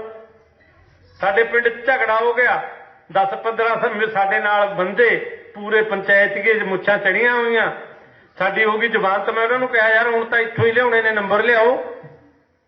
हाँ कि सारे नंबर लै आए, एक बंदे दी जमाबंदी साफ निकली, बाकी सारे जिहड़े चौधरी कहते सी सारिਆਂ दी लाल अखरां च। मैनू वकील साहब कहते यार नंबर तो साफ नहीं। मैं झाड़ के जे कहा मैं यार जमाबंदी तो बाली वधिया है, इहनूं की होया साफ ही लगदी है, मैनूं तां कोई गंदी नहीं लगदी। वो कहते लाल अखरां च सारी, ਜਦੋਂ ਤੁਸੀਂ ਪਹਿਲਾਂ ਗਹਿਣੇ ਕਰੀ ਬੈਠੇ ਹੋ ਹੁਣ ਤੁਸੀਂ ਇਹਦੀ ਜਵਾਨਤ ਕਿਵੇਂ ਦੇ ਦਿਓਗੇ। ਇੱਕ ਬੰਦੇ ਦੀ ਉਹ ਰਹੀ, ਉਹ ਕਹਿੰਦੇ ਵੀ 5 ਕਰਾਇਆ ਇਹਦੀ ਘਰ ਵਾਲੀ ਨੌਂ ਵੀ ਆ। फिर ਉਹਨੂੰ ਵਿਚਾਰੇ ਨੂੰ ਜਾ ਕੇ ਲੈ ਕੇ ਆਏ ਤਾਂ ਬੰਦੇ ਦੀ ਜ਼ਮਾਨਤ ਹੋਈ, ਤਾਂ ਰਾਤ ਨੂੰ ਬੰਦੇ ਕੱਢੇ। ਹੁਣ ਸਾਡੀ ਪੋਜੀਸ਼ਨ ਤਾਂ ਇਹ ਹੋਈ ਪਈ ਆ, ਹੁਣ ਅਸੀਂ ਦੜੰਗੇ ਜਿੰਨੇ ਮਰਜ਼ੀ ਮਾਰੀ ਜਾਈਏ, ਅਸੀਂ ਜੇ ਕਰ ਦਿਆਂਗੇ ਅਸੀਂ ਉਹ ਕਰ ਦਿਆਂਗੇ। ਜੇ ਉਹ ਕਰਨ ਵਾਲੇ ਨਹੀਂ ਆਪਾਂ ਰਹੇ। ਸਾਨੂੰ ਆਪਣੀ ਔਕਾਤ ਵੀ ਪਛਾਣਨੀ ਚਾਹੀਦੀ ਆ। कोई छोटी जमीन चाहे नहीं बढ़ूगा आके जिमें अपने कोई कब्जा करना होगा भी अबानी बंदे लेके आ गया कब्जा करना, या अडानी बंदे लेके आ गया कब्जा करना, ये नहीं कोई कब्जा करूगा। वो बिल्कुल साथों ही कब्जा असी ही कहांगे, क्योंकि ਜਿਹੜੀਆਂ ਸਾਡੀਆਂ ਅੱਜਕੱਲ ਲਿਮਟਾਂ ਬਣ ਰਹੀਆਂ ਨੇ ਉਹਦੇ 'ਚ ਇੱਕ ਸਾਥੋਂ ਅਧਿਕਾਰ ਇਹ ਲਿਆ ਜਾਂਦਾ ਵੀ ਜੇ ਮੈਂ ਵੈ ਦੀ ਰਜਿਸਟਰੀ ਨਾ ਕਰਾਵਾਂ ਤਾਂ ਬੈਂਕ ਆਪਣੇ ਆਪ ਵੈ ਦੀ ਰਜਿਸਟਰੀ ਕਰਾਉਣ ਦਾ ਅਧਿਕਾਰ ਰੱਖਦੀ ਹੈ। ਇਹ ਇੱਕ ਉਹਨਾਂ ਨੇ ਪੇਪਰ ਤੇ ਸਾਈਨ ਕਰਾ ਲਏ ਸਾਥੋਂ, ਕਿਉਂਕਿ ਜਿੱਦੇ ਅਸੀਂ ਲਿਮਟ ਬਣਾਉਣੀ ਹੁੰਦੀ ਆ ਉਹਦੇ ਤਾਂ ਅਸੀਂ ਦੇ ਗੂਠੇ ਤੇ ਗੂਠਾ, ਦੇ ਗੂਠੇ ਤੇ ਗੂਠਾ, ਉਹ ਤਾਂ ਇੱਧਰੋਂ ਫੜ ਲਿਆ ਇੱਧਰ ਲਵਾ ਲਿਆ, ਇੱਧਰੋਂ ਫੜ ਲਿਆ ਇੱਧਰ ਲਵਾ ਲਿਆ। ਅਸੀਂ ਤਾਂ ਇਹ ਕਹਿੰਦੇ ਨਹੀਂ ਵੀ ਲਵਾਈ ਕਾਹਦੇ ਤੇ ਜਾਣਾ ਯਾਰ, ਉਦੋਂ ਤਾਂ ਇਹ ਹੁੰਦਾ ਵੀ ਪੈਸੇ ਕੱਲ ਨੂੰ ਮਿਲ ਜਾਣਗੇ ਨਾ। ਮੈਨੇਜਰ ਕਹਿੰਦਾ ਹਾਂ ਬਾਬਾ ਕੱਲ ਨੂੰ ਮਿਲ ਜਾਣਗੇ। ਇਸ ਕਰਕੇ ਜਿਹੜੀਆਂ ਇਹ ਗੱਲਾਂ ਨੇ, ਹੁਣ SBI ਸਾਡੀ ਜ਼ਮੀਨ ਗਹਿਣੇ ਆ 26% SBI ਹੈ ਜਿਹੜੀ ਸਟੇਟ ਬੈਂਕ ਆਫ ਇੰਡੀਆ ਦੇ ਸ਼ੇਅਰ ਵਿਕ ਗਏ। 26% ਤੋਂ ਜ਼ਿਆਦਾ ਜਿਹੜੇ ਸ਼ੇਅਰ, ਉਹਦੇ ਚੋਂ ਜ਼ਿਆਦਾਤਰ ਸ਼ੇਅਰ ਆ ਜਿਹੜਾ ਉਹ ਅਵਾਨੀ ਖਰੀਦ ਗਿਆ। ਗਈ ਜ਼ਮੀਨ ਅਵਾਨੀ ਕਹਿੰਦੀ ਜਦੋਂ ਉਹਨੇ ਬੈਂਕ ਹੀ ਖਰੀਦ ਲਿਆ, ਜਿਹੜੇ ਬੈਂਕ 'ਚ ਸਾਡੀ ਜ਼ਮੀਨ ਪਈ ਆ, ਫਿਰ ਅਸੀਂ ਨਿਕਲੋਗੇ ਕਿੱਧਰ? ਇੱਕੋ ਹੀ ਨਿਕਲਣ ਦਾ ਰਸਤਾ ਕਿ ਅਸੀਂ ਇਕੱਠੇ ਹੋਈਏ। ਇਕੱਠੇ ਹੋ ਕੇ ਅਸੀਂ ਜਿਹੜਾ ਇਹ ਖੇਤੀ ਦਾ ਡਿਜ਼ਾਈਨ ਆ ਜਿਹਨੇ ਸਾਡੀ ਇਹ ਹਾਲਤ ਕਰਤੀ, ਸਾਡੀ ਦੁਰਗਤ ਕਰਤੀ, ਅਸੀਂ ਕਰਜ਼ਈ ਵੀ ਕਰਤੇ, ਸਾਡੀ ਜ਼ਮੀਨ ਵੀ ਗਹਿਣੇ ਲੈ ਲਏ ਨੇ ਔਰ ਅਸੀਂ ਬਿਮਾਰ ਵੀ ਕਰਤੇ। ਅਸੀਂ ਉਸ ਖੇਤੀ ਨੂੰ ਕੁਦਰਤੀ ਖੇਤੀ ਵਾਲੇ ਪਾਸੇ ਨੂੰ ਲੈ ਕੇ ਆਏ। ਸ਼ੁਰੂ ਤਾਂ ਮੈਂ ਸਾਰੇ ਕਿਸਾਨ ਭਰਾਵਾਂ ਨੂੰ ਇੱਕ ਬੇਨਤੀ ਜ਼ਰੂਰ ਕਰਦਾ ਕਿ ਯਾਰ ਆਪਦੇ ਪਰਿਵਾਰ ਨੂੰ ਤਾਂ ਜ਼ਹਿਰ ਖਿਲਾਉਣ ਬੰਦ ਕਰੋ। एक चीज है भी जे कई गलतियां साथों होंगे ने अनजाने, वो किसी तो भी हो सकती है। इंसान गलतियां का पुतला अनजान बड़े हो जाती ने। जब असीं तो अनजान नहीं है कि जो सानू पता भी इन्ना तो असीं इहदे च जहर पा जो माड़ी भी सुनती दुखती है असीं उहदी भजदे आ यार स्प्रे करन। कई साडे भैणी बागे वाले ने बागे भैणी बागे दे विच ਜਿਹੜੀ शिमला मिर्च की खेती होती है, और जिन्ने घर शिमला मिर्च की खेती करते हैं, एक घरे जे शिमला मिर्च बनती हुई तो मैनू ज्यादा कह दिओ वो नहीं खाते। क्यों नहीं खाते? वो कहते एक दिन छड्ड के अगले दिन तो स्प्रे करते हैं। ਅਸੀਂ ਜਦੋਂ ਰੇੜੇ ਵਾਲਾ ਆ ਜਾਂਦਾ ਏਡੀਆਂ ਏਡੀਆਂ ਹਰੀਆਂ ਹਰੀਆਂ ਦਿਖਦੀਆਂ ਨੇ, ਲੈ ਲਓ ਲੈ ਲਓ ਲੈ ਲਓ, ਕਿਉਂਕਿ ਬਾਲੀਆਂ ਵਧੀਆ ਨੇ, ਕਿਉਂਕਿ ਸਾਨੂੰ ਉਹਦੇ ਚ ਪਤਾ ਹੀ ਨਹੀਂ ਵੀ ਇਹਦੇ ਚ ਸਪਰੇਅ ਕਿੰਨੀ ਗਈ ਹੋਈ ਆ। ਜਿਹੜੇ ਭਿੰਡੀ ਦੀ ਖੇਤੀ ਕਰਦੇ ਨੇ, ਕਿਉਂਕਿ ਭਿੰਡੀ ਦੇ ਉੱਤੇ ਵੀ ਮਤਲਬ ਬਹੁਤ ਜ਼ਿਆਦਾ ਸੁੰਡੀ ਆਉਂਦੀ ਆ, ਉਹਦੇ ਚ ਇੰਨੀ ਸਪਰੇਅ ਹੁੰਦੀ ਆ, ਉਹਨਾਂ ਦੇ ਕਦੇ ਵੀ ਭਿੰਡੀ ਵਾਲੇ ਆਪਦੇ ਘਰੇ ਭਿੰਡੀ ਨਹੀਂ ਬਣਾਉਂਦੇ। ਮੈਂ ਗਿਆ ਆਪਦੇ ਸਹੁਰੇ, ਉਹ ਖੇਤੋਂ ਭਿੰਡੀ ਤੋੜ ਕੇ ਲਿਆਏ ਔਰ ਉਹਨਾਂ ਨੇ ਮੂੰਗੀ ਦੀ ਦਾਲ ਮੇਰੇ ਸਾਹਮਣੇ ਧਰਤੀ। ਮੈਂ ਉਹਨਾਂ ਨੂੰ ਕਿਹਾ ਉਹ ਭਿੰਡੀ ਭੁੰਡੀ ਨਹੀਂ ਬਣਾਈ। ਉਹ ਕਹਿੰਦੇ ਜੀ ਇਹ ਤਾਂ ਖਾਣ ਵਾਲੀ ਹੈ ਨਹੀਂ। ਮੈਂ ਫਿਰ ਹੋਰ ਕਿਹਦੇ ਲਈ ਆਏ? ਤਾਂ ਕਹਿੰਦੇ ਬਾਜ਼ਾਰ ਲਈ ਵੀ ਆ। ਇਹ ਤਾਂ ਅਸੀਂ ਤਾਂ ਬਣਾਉਂਦੇ ਨਹੀਂ, ਕਹਿੰਦੇ, ਕਿਉਂਕਿ ਸਾਨੂੰ ਤਾਂ ਪਤਾ ਅਸੀਂ ਕਰਦੇ ਕੀ ਆ। ਇਸ ਕਰਕੇ ਜਦੋਂ ਸਾਨੂੰ ਇਹ ਪਤਾ ਕਿ ਜਦ ਅਸੀਂ ਇੰਨਾ ਅੱਗ ਸੁਆਹ ਪਾ ਕੇ ਸਾਡੀ ਕਣਕ ਖਰਾਬ ਕਰ ਲਈ, ਅਨਾਜ ਦਾਲਾਂ ਜੇਬ, ਅਸੀਂ ਆਪਦੇ ਪਰਿਵਾਰ ਨੂੰ ਤਾਂ ਸੁੱਧ ਖਵਾਉਣ ਵਾਲਾ ਕੋਈ ਨਾ ਕੋਈ ਉਪਰਾਲਾ ਕਰੀਏ ਨਾ। ਆਪਦੇ ਪਰਿਵਾਰ ਜੋਕਰੀ ਦਾਲ ਬਣਾਈਏ, ਆਪਣੇ ਪਰਿਵਾਰ ਜੋਕਰੀ ਸਬਜ਼ੀ ਪੈਦਾ ਕਰੀਏ, ਆਪਣੇ ਪਰਿਵਾਰ ਜੋਕਰੀ ਕਣਕ ਪੈਦਾ ਕਰੀਏ, ਆਪਣੇ ਪਰਿਵਾਰ ਜੋਕਰਾ ਜੋ ਵੀ ਸਮਾਨ ਕੋਈ ਫਲ ਫਰੂਟ ਆ ਉਹ ਕਰੀਏ ਔਰ ਕੁਦਰਤੀ ਤਰੀਕੇ ਦਾ ਕਰੀਏ। ਔਰ ਅਗਰ ਸਾਨੂੰ ਇਹ ਚੇਟਕ ਲੱਗ ਗਈ ਤਾਂ ਫਿਰ ਅਸੀਂ ਕਹਾਂਗੇ ਕਿ ਅਸੀਂ ਪੂਰੀ ਦੀ ਪੂਰੀ ਖੇਤੀ ਨੂੰ ਸ਼ੁੱਧ ਖੇਤੀ ਬਣਾ ਸਕਦੇ ਹਾਂ, ਬਾਬੇ ਨਾਨਕ ਵਾਲੀ ਖੇਤੀ ਦੇ ਵਿੱਚ ਤਬਦੀਲ ਕਰ ਸਕਦੇ ਹਾਂ। ਇਹ ਪਹਿਲਾਂ ਵੀ ਹੁੰਦੀ ਸੀ ਖੇਤੀ, ਹੁਣ ਵੀ ਹੁੰਦੀ ਹੈ ਜ਼ਹਿਰ ਤੋਂ ਬਿਨਾਂ। ਔਰ ਮੈਂ ਖੁਦ ਕਰਦਾ 4 ਕਿੱਲਿਆਂ ਦੀ ਖੇਤੀ, ਕਦੇ ਜ਼ਹਿਰ ਨਹੀਂ ਪਾ ਕੇ ਦੇਖੀ 2008 ਤੋਂ ਬਾਅਦ। ਹੁੰਦੀ ਆ, ਕੋਈ ਚੱਕਰ ਹੀ ਨਹੀਂ ਹੈਗਾ। ਹਾਂ, ਆਂਢੀਆਂ ਗੁਆਂਢੀਆਂ ਨੇ ਗਾਲਾਂ ਜ਼ਰੂਰ ਲੈ ਲੈਣਾ, ਜਿੱਦੇ ਮੇਰੀ ਕਣਕ ਵੱਢੀ ਦੇ ਕਹਿਣਗੇ ਕੰਜਰ ਦੇ ਢੇਰੀ ਵੀ ਇੰਝ ਨਿਕਲੇ ਹੀ ਯਾਰ। ਨਾ ਇਹਨੇ ਕੋਈ ਸਪਰੇਅ ਕੀਤੀ ਸੀ, ਨਾ ਕੁਛ ਹੋਰ ਕਰਿਆ ਸੀ। ਮਤਲਬ ਸਾਨੂੰ ਇੱਧਰਲੇ ਪਾਸੇ ਤੁਰਨਾ ਪਊ। ਜਿੰਨਾ ਚਿਰ ਅਸੀਂ ਆਪਣੀ ਖੇਤੀ ਨੂੰ ਆਪਣੇ ਪੈਰਾਂ ਥੱਲੇ ਨਹੀਂ ਲੈ ਕੇ ਆਉਂਦੇ, ਆਪਾਂ ਉਹਨੂੰ ਕੁਦਰਤੀ ਵਾਲੇ ਪਾਸੇ ਨਹੀਂ ਲੈ ਕੇ ਆਉਂਦੇ, ਉਹਨਾਂ ਚਿਰ ਨਾ ਸਾਡਾ ਵਾਤਾਵਰਨ ਬਚਣਾ, ਨਾ ਸਾਡੀ ਸਿਹਤ ਬਚਣੀ ਹੈ। ਮੈਂ ਸਿਰਫ ਇੱਕ ਗੱਲ ਕਹਿ ਕੇ ਆਪਣੀ ਗੱਲ ਨੂੰ ਖਤਮ ਕਰਨਾ ਚਾਹੁੰਦਾ ਕਿ ਵਾਤਾਵਰਨ ਔਰ ਖੇਤੀ ਇਹ ਦੋਨੇ ਬਹੁਤ ਨੇੜੇ ਜੁੜੀਆਂ ਹੋਈਆਂ ਨੇ। ਬਗੈਰ ਮੌਸਮ ਤੋਂ ਖੇਤੀ ਨਹੀਂ ਹੋ ਸਕਦੀ, ਬਗੈਰ ਪਾਣੀ ਤੋਂ ਖੇਤੀ ਨਹੀਂ ਹੋ ਸਕਦੀ। ਸਾਨੂੰ ਜਿਹੜੀ ਕਣਕ ਝੋਨੇ ਦਾ ਫਸਲੀ ਚੱਕਰ ਹੈ ਇਹ ਬਦਲਣਾ ਪਊਗਾ, ਕਿਉਂਕਿ ਕਿੰਨੇ ਕੁ ਦਿਨ ਕਿੰਨਾ ਕੁ ਡੂੰਘਾ ਪਾਣੀ ਲੈ ਜਾਓਗੇ, ਇਹਨੇ ਆਖਰ ਨੂੰ 5 ਸਾਲ ਨੂੰ 4 ਸਾਲ ਨੂੰ ਜਵਾਬ ਦੇ ਦੇਣਾ। ਔਰ ਜੇ ਇਹੀ ਸਿਸਟਮ ਚੱਲਦਾ ਰਿਹਾ, ਜਿੰਨੀ ਵਾਤਾਵਰਨ ਦੇ ਵਿੱਚ ਤਬਦੀਲੀ ਹੋ ਰਹੀ ਆ, ਅੱਜ ਮੈਂ ਤੁਹਾਨੂੰ ਇੱਥੇ ਇੱਕ ਧਾਰਮਿਕ ਜਗ੍ਹਾ ਤੇ ਕਹਿ ਕੇ ਇਹ ਗੱਲ ਕਹਿਣਾ ਕਿ 2035 ਤੋਂ ਬਾਅਦ, ਅੱਜ ਤੋਂ 15 ਸਾਲਾਂ ਬਾਅਦ ਸਾਡਾ ਜਿਹੜਾ ਜਲਵਾਯੂ ਹੈ ਖੇਤੀ ਦੇ ਲਾਇਕ ਹੀ ਨਹੀਂ ਰਹਿਣਾ। ਜੇ ਐਂ ਚੱਲਦਾ ਰਿਹਾ ਕੰਮ, ਫਿਰ ਕੀ ਕਰਾਂਗੇ? ਇਸ ਕਰਕੇ ਸਾਡੀ ਖੇਤੀ ਦੀ ਦਿਸ਼ਾ ਨੂੰ ਬਦਲੋ, ਇਹਦੇ ਪੈਟਰਨ ਨੂੰ ਬਦਲੋ, ਇਹਦੇ ਮਾਡਲ ਨੂੰ ਬਦਲੋ ਔਰ ਕਾਰਪੋਰੇਟ ਦਾ ਪੂਰੀ ਤਰ੍ਹਾਂ ਬਾਈਕਾਟ ਕਰੋ। ਨਾ ਉਹਦਾ ਰੇਹ ਖਰੀਦੋ, ਨਾ ਉਹਦੀ ਸਪਰੇਅ ਖਰੀਦੋ, ਨਾ ਉਹਦਾ ਕੋਈ ਹੋਰ ਜਿੰਨੀਆਂ ਚੀਜ਼ਾਂ ਦਾ ਅਸੀਂ ਮੈਕਸਿਮਮ ਉਹਦਾ ਬਾਈਕਾਟ ਕਰ ਸਕਦੇ ਹਾਂ। ਇਹ ਇਕੱਲੇ ਅਵਾਨੀ ਅਡਾਨੀ ਦਾ ਨਹੀਂ, ਸਾਰੇ ਕਾਰਪੋਰੇਟਾਂ ਦਾ ਬਾਈਕਾਟ ਕਰਨਾ ਪਊਗਾ ਔਰ ਸਾਨੂੰ ਆਪਣੇ ਆਪ ਤੇ ਪੈਰਾਂ ਤੇ ਖੜਨਾ ਪਊਗਾ। ਤਾਂ ਜਾ ਕੇ ਅਸੀਂ ਕਿਤੇ ਇਸ ਜਿਹੜੀ ਸਾਡੀ ਚੱਲ ਰਹੀ ਜੱਦੋ-ਜਹਿਦ ਆ, ਇਹਨੂੰ ਹੋਰ ਅੱਗੇ ਲਿਜਾ ਕੇ ਇੱਕ ਅੱਛਾ ਸਮਾਜ ਜਿਹੜਾ ਕੁਦਰਤ ਪੱਖੀ ਵੀ ਹੋਊਗਾ ਔਰ ਇਨਸਾਨ ਪੱਖੀ ਵੀ ਹੋਊਗਾ, ਜਿਹਦੇ 'ਚ ਕੁਦਰਤ ਵੀ ਬਲਿਹਾਰੇ ਜਾਊਗੀ ਔਰ ਜਿਹਦੇ 'ਚ ਇਨਸਾਨ ਵੀ ਸੁਖੀ ਰਹੂਗਾ। ਹੁਣ ਤਾਂ ਤੁਸੀਂ ਇਹ ਦੇਖੋ ਵੀ ਯਾਰ ਅਸੀਂ ਜ਼ਿਮੀਂਦਾਰ ਲੋਕ ਹਾਂ, ਕੰਮ ਕਰਨ ਵਾਲੇ ਲੋਕ ਹਾਂ। ਲੋਕ ਬਹੁਤੇ ਐਸੇ ਨੇ ਜਿਹੜੇ ਕਹਿੰਦੇ ਨੇ ਯਾਰ ਨੀਂਦ ਹੀ ਨਹੀਂ ਆਉਂਦੀ, ਟੈਨਸ਼ਨ ਹੀ ਇੰਨੀ ਆ। ਔਰ ਲੋਕ ਨੀਂਦ ਦੀਆਂ ਗੋਲੀਆਂ ਲੈਂਦੇ ਨੇ। ਯਾਰ ਜ਼ਿਮੀਂਦਾਰ ਨੀਂਦ ਦੀ ਗੋਲੀ ਲੈ ਕੇ ਸੌਵੇਂ, ਇਹਦਾ ਮਤਲਬ ਉਹ ਜ਼ਿਮੀਂਦਾਰ ਹੀ ਨਹੀਂ ਹੈਗਾ ਯਾਰ। ਉਹਨੇ ਇੰਨੇ ਝੰਜਟ ਪਾਲ ਛੱਡੇ ਨੇ ਅਸੀਂ ਆਪਣੇ ਦਿਮਾਗਾਂ ਦੇ ਵਿੱਚ। ਇਸ ਕਰਕੇ ਜਿਹੜੀ ਸਾਡੀ ਵਿੱਦਿਆ, ਜਿਵੇਂ ਮਾਸਟਰ ਜੀ ਨੇ ਗੱਲ ਕੀਤੀ ਸੀ, ਲੱਖਾ ਸਿੰਘ ਜੀ ਨੇ, ਕਿ ਸਾਡੀ ਵਿੱਦਿਆ ਜਿਹੜੀ, ਇਹਨੂੰ ਵੀ ਸਾਨੂੰ ਕੁਦਰਤ ਪੱਖੀ ਔਰ ਇਨਸਾਨ ਪੱਖੀ ਬਣਾਉਣ ਦੀ ਜ਼ਰੂਰਤ ਹੈ। ਵਿੱਦਿਆ ਦੇ ਵਿੱਚ ਵੀ ਸਾਡੀਆਂ ਇੰਨੀਆਂ ਚੀਜ਼ਾਂ ਆਉਣੀਆਂ ਚਾਹੀਦੀਆਂ ਨੇ, ਕਿਉਂਕਿ ਜਿਹੜੀ ਆਉਣ ਵਾਲੇ ਸਮੇਂ ਦੇ ਵਿੱਚ ਰੁਜ਼ਗਾਰ ਆ ਉਹ ਖੇਤੀ ਤੋਂ ਬਿਨਾਂ ਹੋਰ ਕਿਤੇ ਨਹੀਂ ਹੋਣਾ। ਸਰਕਾਰੀ ਨੌਕਰੀਆਂ ਤਾਂ ਖਤਮ ਨੇ, ਇਹ ਤਾਂ ਮੋਦੀ ਵੇਚ ਦੂ। ਆ 24 ਤੋਂ ਪਹਿਲਾਂ ਇਹ ਤਾਂ ਸਾਰਾ ਬਿੱਲੇ ਲਾ ਦੂ ਜੁਗਾੜ। ਜਦੋਂ ਇਹ ਬਿੱਲੇ ਲੱਗ ਗਿਆ ਸਰਕਾਰੀ ਨੌਕਰੀਆਂ ਵੀ ਗਈਆਂ। ਔਰ ਫਿਰ ਜਿਹੜੇ ਕਾਨੂੰਨ ਬਣਾ ਰਹੇ ਨੇ ਕਈ ਸਟੇਟਾਂ ਵਾਲੇ ਕਿ ਸਾਨੂੰ ਜੀ ਪ੍ਰਾਈਵੇਟ ਇੰਨੀ ਜੌਬ ਦੇ ਦੇ ਜੀ, ਇੰਨੇ % ਸਾਡੀ ਸੂਬੇ ਦੇ। ਹੁਣ ਕੋਈ ਨਹੀਂ ਦਿੰਦਾ। ਕਾਰਪੋਰੇਟ ਨੇ ਕਲੀਅਰ ਕਹਿਤਾ ਇਹਨਾਂ ਨੂੰ कि यह जे कानून बनाने ने लोगों को उल्लू बनाने लिए बनाई जाओ, असीं नहीं लागू करने। सानू तो जो चाहिए असीं तो मार्केट चो ही खरीदांगे।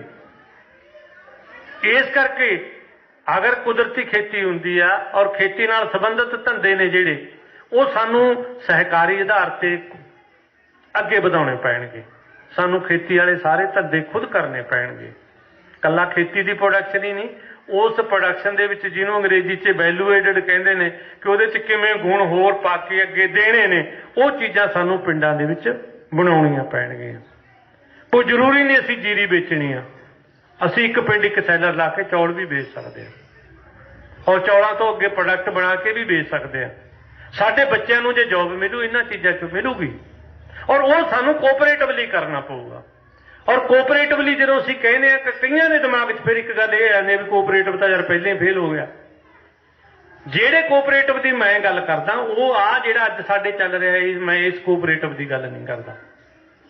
ये कोऑपरेटिव तां नेहरू ने रूस तो उधारा लिआंदा सी। इस करके ਜਿਹੜੇ कोऑपरेटिव की मैं गल करदा वो कोऑपरेटिव ऐसा होगा जिहदे च सारे के सारे इख्तियार किसानां कोल होणगे और वो सारे के सारे कोऑपरेटिव के बाईलाज बदलने पैणगे। किसान पक्षी कुदरत पक्षी बाईलाज वो कानून ने जिहड़े सारे कोऑपरेटिव के सानू नवें घड़ने पैणगे और असीं घड़ सकते हैं। कोई एडी साडे कोले लई ये वड्डी गल नहीं। सो लास्ट दे विच मैं तुहानू सारिआं नू यही बेनती करदा होया कि कुदरत वाले पासे नू कुदरती खेती वाले पासे नू थोड़ा थोड़ा रिस्कण की ट्राई करो। जदों तुसीं अद्धे किले चो करन लग गए ना, सोनू ये लगन लग गया भी हाँ यार अद्धे किले चो सकदी है, फिर तुसीं किले किन्नी नू भी जाओगे। फिर असीं एक नवीं गल ये कर सकते हैं कि साडी आबादी है जिहड़ी वो 60% तो ज़्यादा, असीं 50% बजट लई फिर जदोजहद करांगे। जिहड़ा साडा अगला मोर्चा होऊगा ये जितण तो बाद फिर साडा अगला मोर्चा ये होना चाहिए कि 50% बजट सानू दिओ, असीं अपने तरीके नाल उहनूं खर्च करांगे। उहनूं खर्च करन दा अधिकार आ जिहड़ा वो कोऑपरेटिव कोल किसानां दी कोऑपरेटिव कोल होना चाहिए। इहदे लई जदों असीं अगे जदोजहद करांगे तां असीं खेती नूं कुदरत पक्खी और इंसान पक्खी बना सकते हैं और हौली हौली फिर असीं इस पूरा जिहड़ा कारपोरेट सिस्टम आ इहनूं कुदरत पक्खी और इंसान पक्खी बनाउण दे विच अगे वध सकते हैं। सो तुसीं बहुत क्योंकि थक भी गए बहुत चिर दे, मेरा तो मतलब जिहड़ा 9 भी लास्ट दे विच आया, मैं भी तुहानूं परेशान किया, पर फिर भी तुसीं बड़े पेशेंस दे नाल इन्हां गल्लां नूं सुणिया। सो मैं तुहाडा सारी संगत दा और जिन्हां ने ये प्रोग्राम नूं मतलब ऑर्गेनाइज किया वो सारे भरावां दा, क्लब दा जां जो भी पंचायत दा, पिंड निवासियों का सारिਆਂ ਦਾ ਧੰਨਵਾਦ करदा होया फतेह अर्ज करदा। वाहिगुरू जी का खालसा वाहिगुरू जी की फतेह।